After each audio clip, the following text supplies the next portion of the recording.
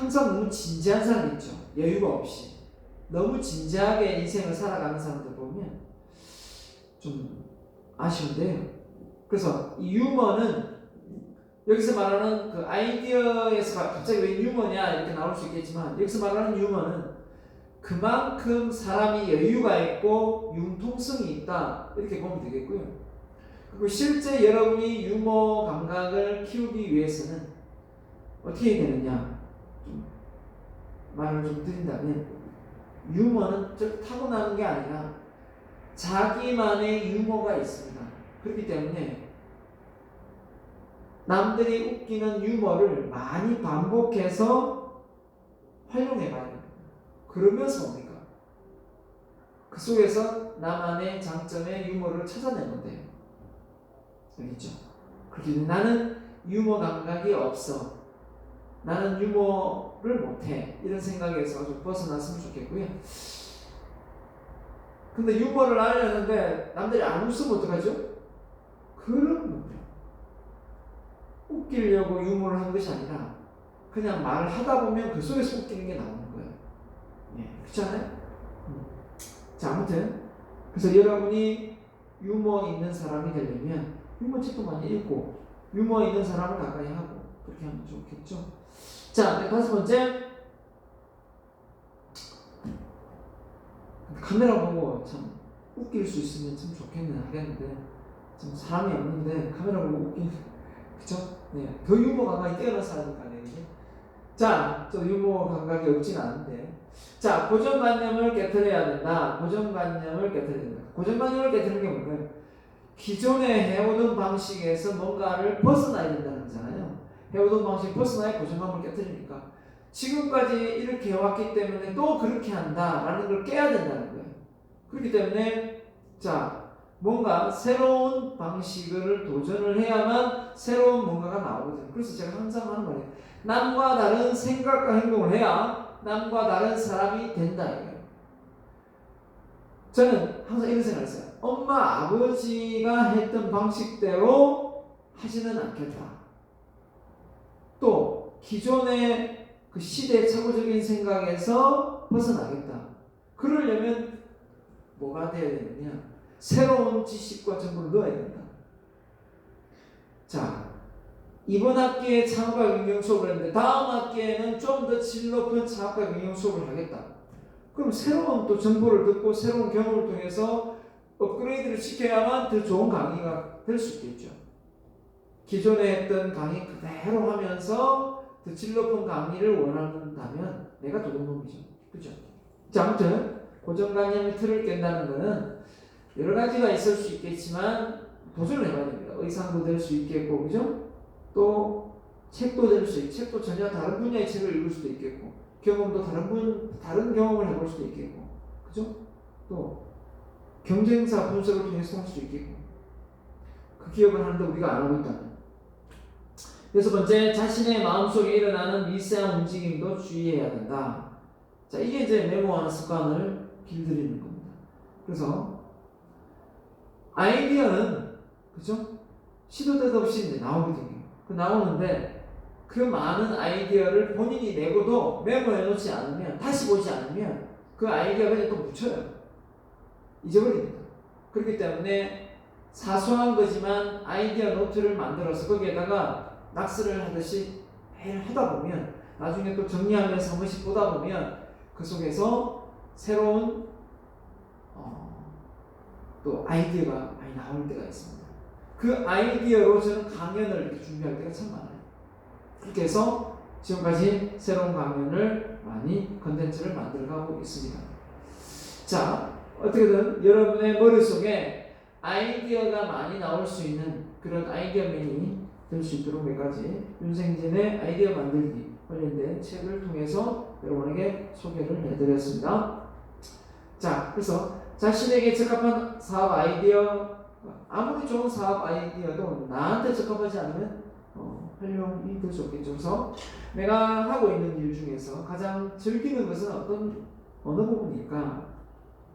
다를 수 있겠죠. 내가 잘 아는 제품이나 공정은, 관심 있는 취미나 여가 활동은, 나의 생활에 여유가 생긴다면 하고 싶은 일은, 자, 주변의 인적 자원을 이용하여 할 수 있는, 본인은 못하지만 아는 사람을 몇몇을 이렇게 고용을 해서 그분들에게 월급을 주면서 사업을 일으킬 수 있는 이런 부분이죠. 아무튼 내가 사실 저는 어떻게 보면 이렇게 전공을 이렇게 해서 살린 부분도 있겠지만 저는 이렇게 강의를 하게 된 배경은 어떻게 보면 남 앞에 서서 말하는 것 자체를 저는 정말 싫어하는 줄 알았어요. 저 자신이 소심한 성격으로 타고났다는 걸 알고 있기 때문에. 근데 언제부턴가 제가 대학생 때였죠. 대학생 때 이렇게 이제 강의도 하고 이렇게 이제 지도를 하면서 어른들 대상으로 이렇게 강의를 할 때가 있었어요. 근데 그분들이 너무 좋아하고 또 뭡니까?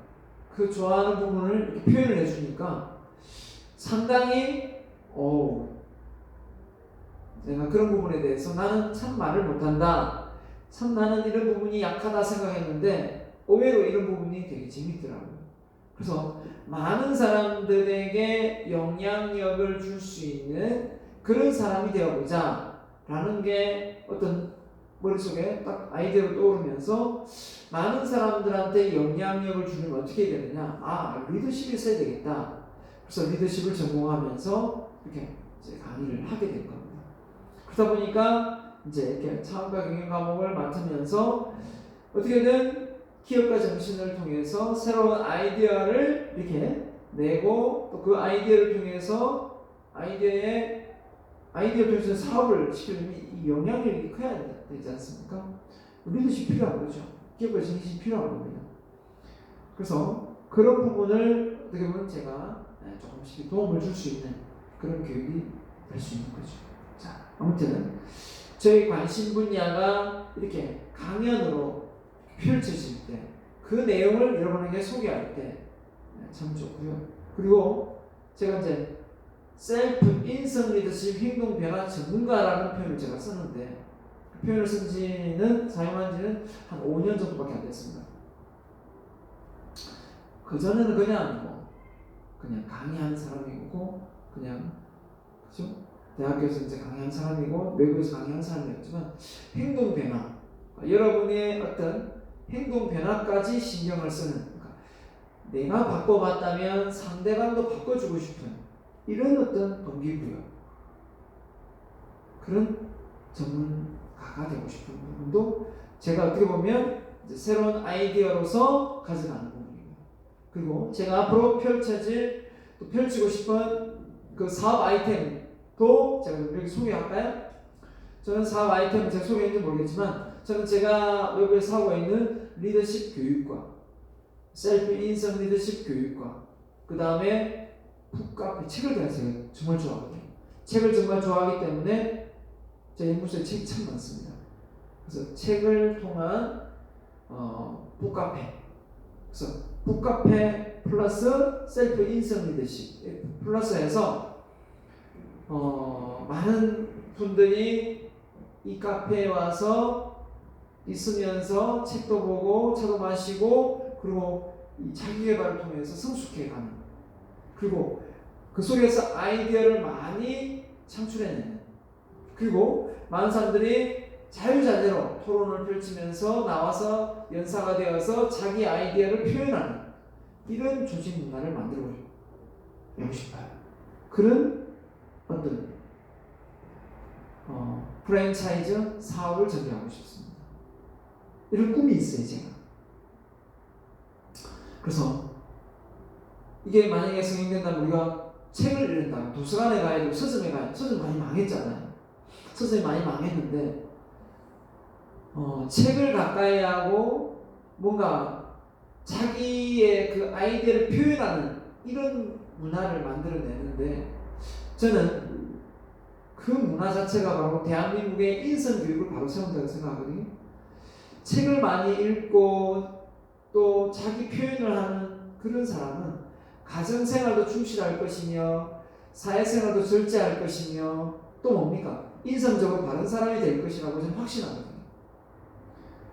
그렇기 때문에 훨씬 더 쾌락주의 삶이 아닌 의미와 가치 추구, 정말 중요합니다.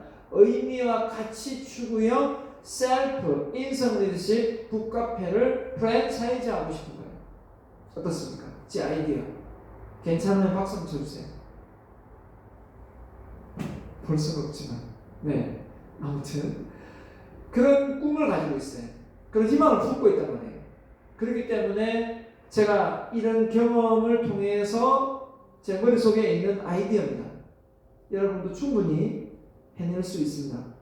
그 대신 본인이 하고 있는 일에 흥미와 관심과 집중적인 노력이 필요해요.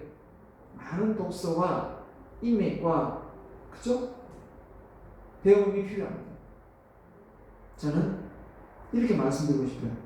고3 이후에 지금까지 계속 고3처럼 보내고 있습니다. 6시 일어나고요. 어떻게든 하루에 자기개발 시간을 반드시 1시간 이상 확보를 하고 있습니다. 그렇게 하지 않으면 제가 발전하지 않는다는 걸 알기 때문에 책을 읽거나 책을 쓰거나 남의 강의를 보거나 유튜브 참 좋지 않습니까? 저는 차에 딱 타는 순간 차를 타는 순간 유튜브 딱 틉니다. 무지하니까요. 저는 딱 틀면서 강의를 들어요. 들으면서 이동합니다. 이동하고 그죠? 책은 저의 친구입니다. 항상 저는 책을 휴대합니다. 가방 안에 책이 없진 않아요. 항상 있습니다. 그리고 가장 즐거운 시간이 언제냐? 일요일날, 토요일도 제가 일을 하니까요. 일요일날 가장 즐거운 시간이 오후에 오전에 집 청소하고 뭐 나가서 대청소 보통 하니까요.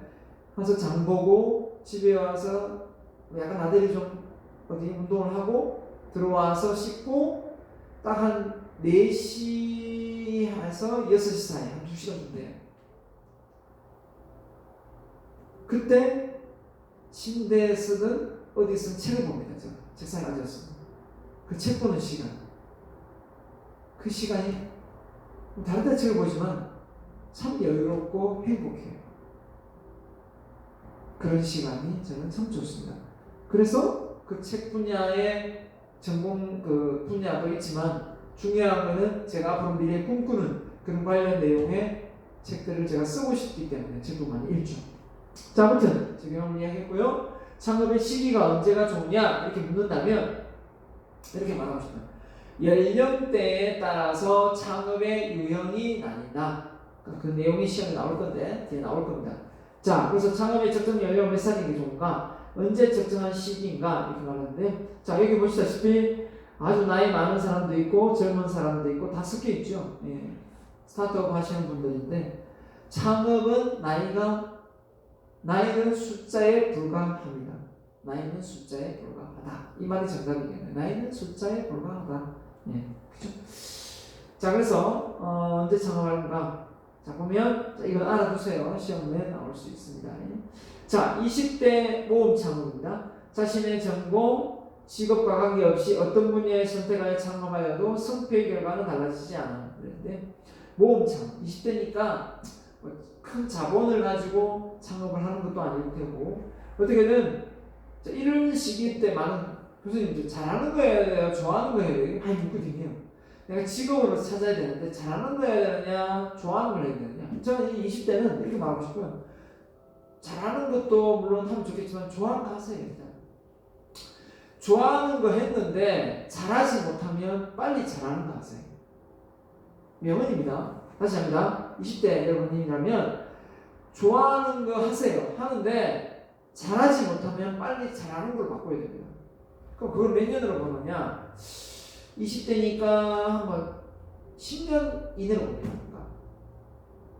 30세 전까지. 30세 전까지 여러분이 20대부터 30세 전까지 뭔가를 좋아하는 일을 시작했는데 잘하지 못한다. 그럼 잘하는 거 빨리 본인이 원래 잘했던 걸로 빨리 바꾸세요. 40대 이후에는 잘하는 걸로 해야 됩니다. 그렇죠?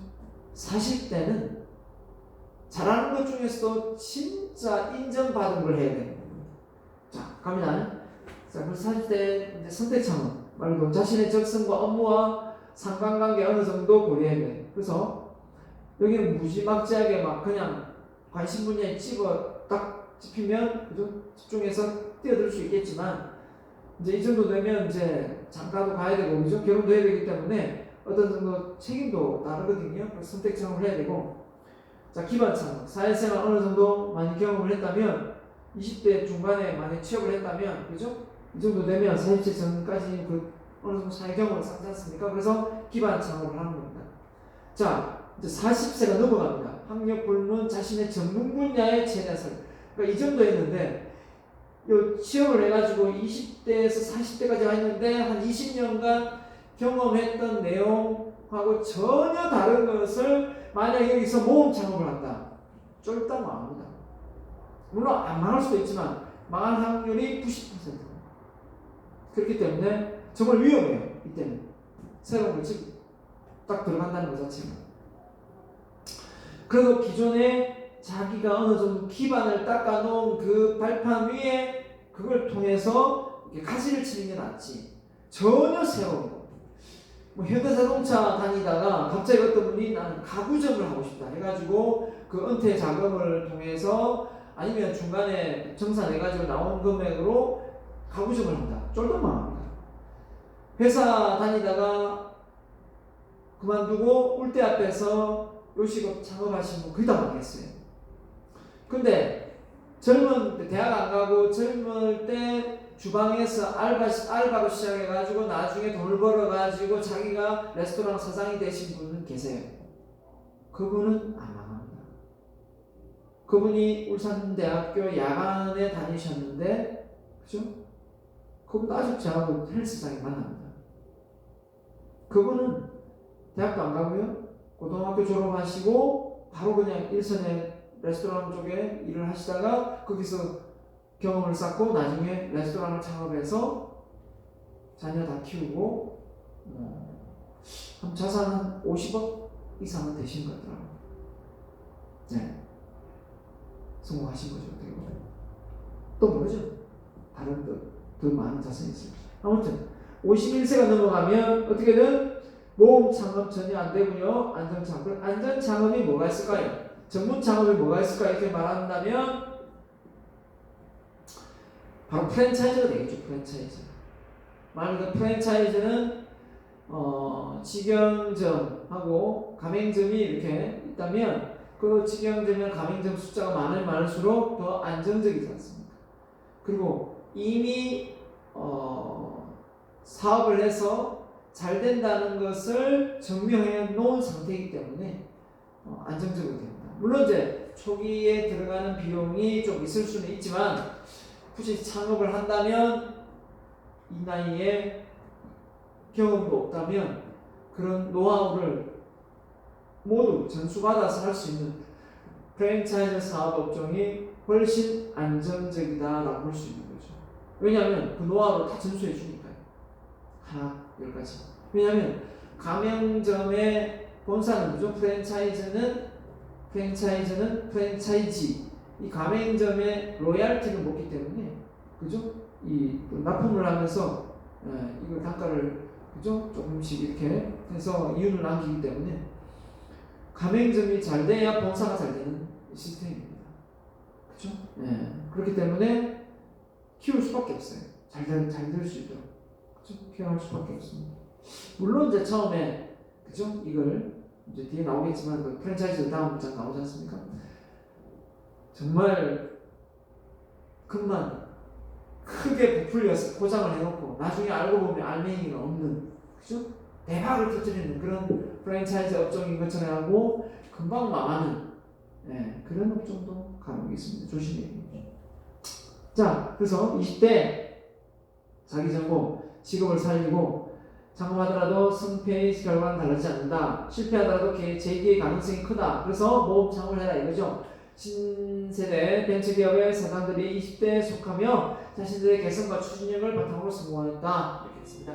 한번 도전해보세요. 자, 그 다음에 30대 초반부터 35세까지 자신의 적성과 상관관계가 있는 거. 그래서 대부분의 가정에서 가정을 꾸리고 20대 창업보다 선택의 폭이 좀 좁아진다. 그죠? 예. 마음 안 되니까. 36세, 40세 생활에서 일정 분야 자기가 닦아놓은 기반 창업으로 넘어가는 겁니다. 그 다음에 이제 전문 창업. 연령층의 학문을 불문하고 자기 분야에서 최고의 실무 전문가점을 충분히 활용하여 그러니까 자기 분야의 전문가니까 그 분야에 대한 어떤 아이디어가 어느 정도 있는 상태에서 해야 된다는 거죠. 빌 게이츠가 하버드대를 그만둘 때 아이디어도 없이 그만뒀겠습니까? 그렇지 않겠죠. 그런 거죠.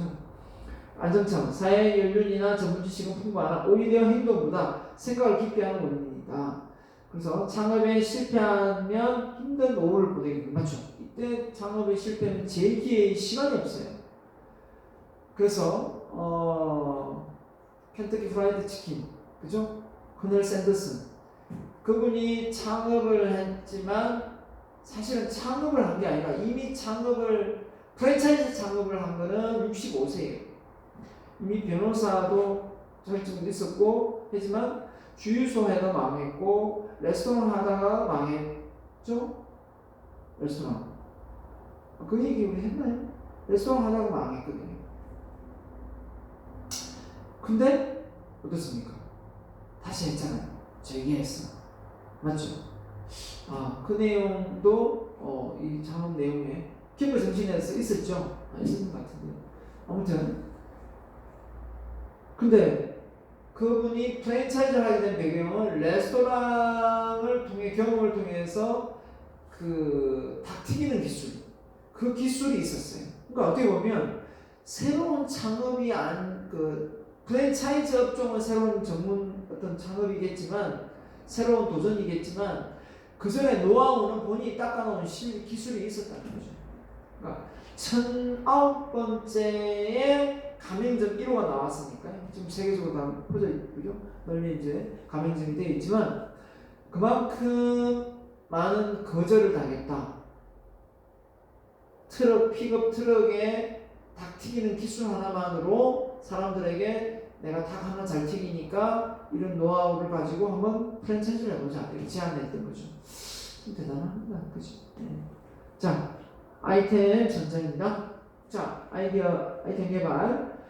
창업의 승패를 결정하는 가장 중요한 그죠? 하나다. 창업의 투자자는 아이템 전자력을 평가하는 투자를 결정하고 인재들이 모이는 정도도 아이템의 매력도가 좌우한다.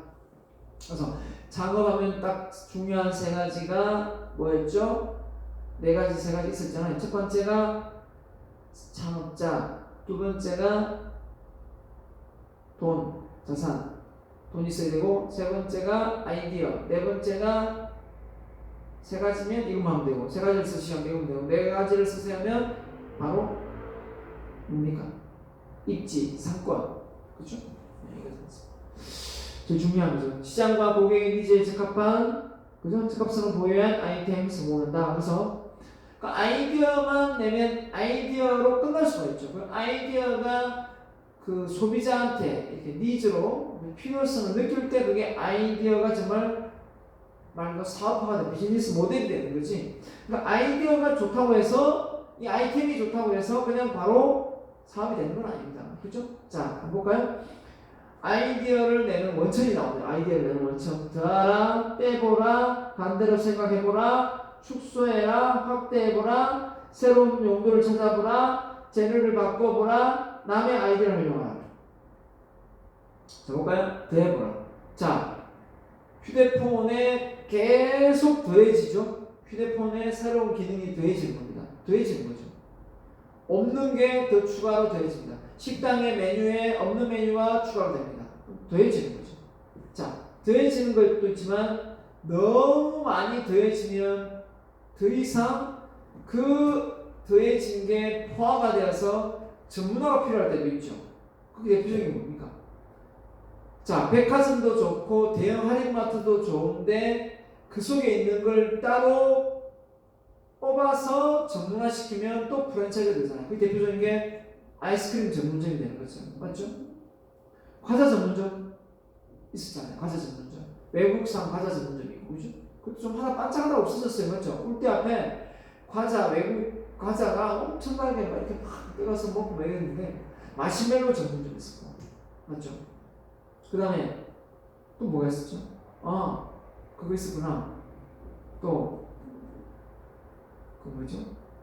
동그란 그 마시멜로 말고 쿠키처럼 생긴 거 있는데 하여튼 전문점이 많이 생깁니다. 펜시 전문점 많이 생겼다가 와이어서 정말 올 때 앞에 많았어요. 서성도 올 때 앞에 많았어요. 없어졌고요. 술집도 참 많았는데 지금 술집은 아직까지 색다른 형태로 자꾸 만들어지고 있죠. 막걸리 전문점 정말 많았죠. 자, 빼보라, 더하라, 이게 기본입니다. 자, 빼서 전문화시키고 더해서 추가하고. 자, 반대로 생각해봐라. 거꾸로. 그죠? 반대로 열리는 믹스기, 거꾸로 세우는 큐버, 뭐 이런 것도 반대로 생각해봐라. 역발상, 그죠? 축소해봐라. 노트북 작아지는 거, 휴대폰도 얼마나 컸습니까? 작아졌죠. 근데 작아지는데 휴대폰이 더 작아지지 않는다. 오히려 커졌죠. 작아지다 왜 커졌습니까? 이 인터넷이 들어오면서 영상을 보면서 커졌죠. 만약에 영상을 안 보고 그냥 휴대폰 전화 기능만 있었으면은 휴대폰이 지금보다 작았겠죠. 그래서 커질 필요가 없잖아요. 차량 안에 그 내비게이션 모니터가 커졌죠. 커지고 있습니다. 많이 커졌거든요. 처음에는 작게 딱 아담 사이즈로 나오다가 그 사이즈가 이제 많이 좀 보편화되어 커졌거든요. 여러 가지 기능이 들어가면서 그런 것도 있고. 아무튼 새로운 용도, 그죠? 아스피린, 성장 촉진제 뭐 이렇게 나오고. 재료를 바꿔보라. 종이컵, 구부러지는 빨대, 그죠? 네. 같은 재료지만 바꿔 다른데 활용되고. 파리 끈끈이 아이디어, 바퀴벌레 끈끈이 뭐 이런 식으로 다른 용도로 여기 파리를 잡았다면 바퀴벌레도 잡지 않을까 이런 거죠. 아무튼 자, 그래서 이런 아이디어를 소개했고요. 그 다음에 굽높이 조정 구도. 자, 이게 이제 시중에 많이 안 나온 걸로 봐서는 보편화되지는 못했다는 겁니다. 그죠? 이런 아이디어. 전 차량에 관심이 많다 보니까 차를 많이 보게 되는데 앞으로 이제 차가 이제 바꿀 때가 됐거든요.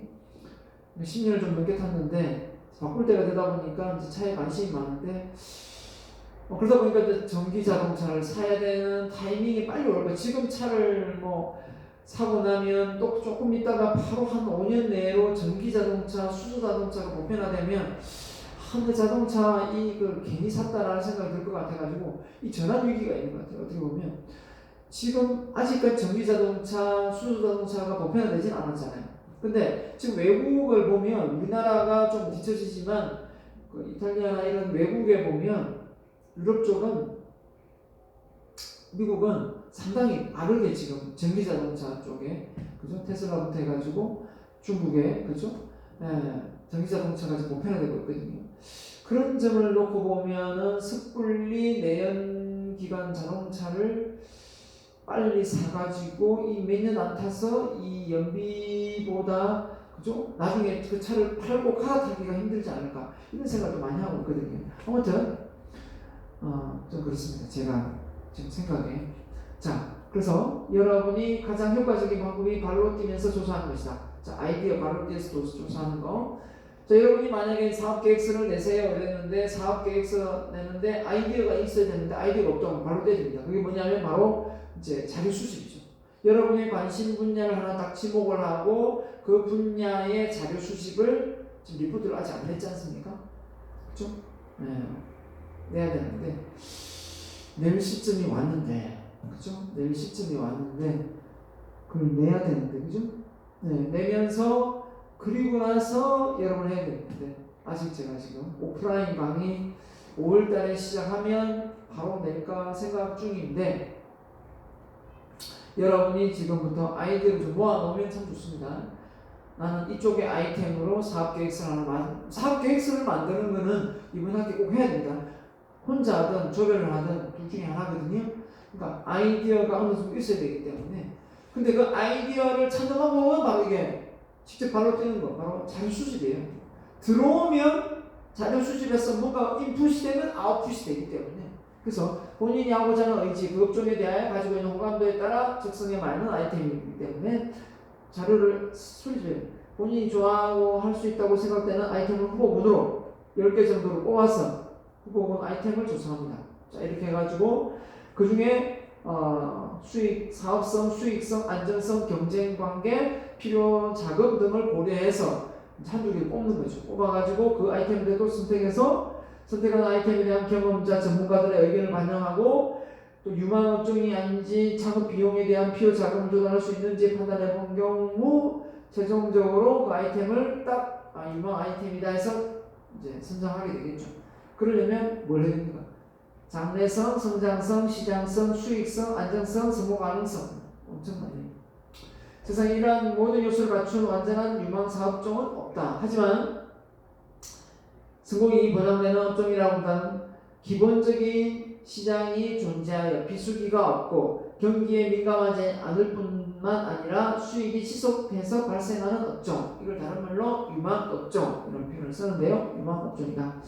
그런 업종이 있으면 참 좋은데 이런 업종이 생겼다가 없어져요. 빨리. 왜냐하면 빨리 남들이 복제해버리고 따라오니까 또 중소기업이 하면 대기업이 또 나서서 막 투자하니까. 자, 그만큼 이 인터넷의 발달로 정보가 공유되면서 새로운 걸 이렇게 누가 한다 하면 그 새로운 게 금방 이제 보편화되어 버리는 거죠. 그렇죠? 자, 그래서 창업업종 선정 시 유의 사항입니다. 객관적인 종목에 대한 반응이 긍정적인가? 주관적이냐, 객관적인. 그 다음에 유행성, 사업의 세태기에 참여하는 것은 아닌가? 자, 제품의 라이프 사이클, 자, 뭐죠? 도입기, 성장기, 성숙기, 세태기. 그 세태기 참여하면 큰일 나겠죠? 다 꺼져가는데 들어가면 큰일 나겠습니다. 자기 자본을 초과한 과다한 창업 비율을 필요로 하는 사업은 아닌가? 자기 자본을 초과한 과다한 창업. 그 초창기에 창업 비용이 많이 들어가는 경우면 상당히 리스크가 크지 않습니까? 그 대표적인 게 업종별로 제조업, 유통업, 서비스업이 있다면 이 중에 가장 돈이 많이 들어가는 업종은 제조업이거든요. 왜냐하면 공장을 해야 되니까 물론 이제 OEM 방식으로 이렇게 공장을 빌려서 이렇게 그죠? 할 수도 있겠지만 보통 이제 자체적으로 공장을 보유한 제조업일 경우는 어떻습니까? 네. 부지도 필요하고 땅도 필요하고 임대 써야 되면 또 임대도 줘야 되고 상당히 리스크가 큽니다. 그죠? 자, 그래서 최소 제조업 같은 경우는 5억 이상은 들고 있죠. 참 부족하죠. 5억? 5억도 많지는 않은데 하여튼 그 정도의 어떤 금액이 필요합니다. 적성에 맞지 않는 사업은 아닌가? 철저히 수익성을 따져보면 이제 손익분기점, 그죠? 제품 한마디로 손익분기점, 매출액을 한번 그죠? 따져봐야 됩니다. 내가 투자한 금액이 얼마인데 그 금액을 회수할 수 있는 손익분기점이 언제인가? 그렇게 계산해 보는 거죠. 너무나 고도의 사업에 참여하고 있지는 않은가? 한마디로 그런 기술력도 없는데, 그리고 지금 당장 온 것은 아닌데, 그죠? 그게 이제 너무 앞서가지 않는가? 너무 오래 기다려야 되잖아요, 그죠? 네. 지금 만약에 그 주유소를 하나를 개업하려고 하는 사람이 있다면 주유소 개업보다는 뭐가 나게? 수소나 전기가 낫겠죠. 전기 충전소를 설립하는 게 낫겠죠. 그래야만 그래서 앞으로 주유소를 빨리 접고 그죠? 전기나 수소 쪽에 그죠? 부지를 확보해서 사업을 펼치면 미래의 업종이 되겠죠. 근데 이제 그게 어느 정도 수요가 있는 상황을 보고 가야 되는데 무작정 뛰어들어가 가지고는 또 너무 비용만 많이 들고 너무 오래 기다리는 상황이 발생되죠. 그리고 나중에 후발주자한테 규모로도 밀릴 수도 있고, 그죠? 너무 섣불리 조그맣게 하다가, 그죠? 네. 물론 경험을 통해서 더 나중에 크게도 할 수도 있겠지만 그렇습니다. 창업한 업종 경험을 일정 기간 마쳤는가? 만약에 이제 전기 자동차가 보편화된다면 아파트가 새로운 아파트들은 각 주차장의 라인에 자기 집 전기를 땡겨서 쓸 수 있는, 아니면 지금 어떻게 합니까? 지금 집에 그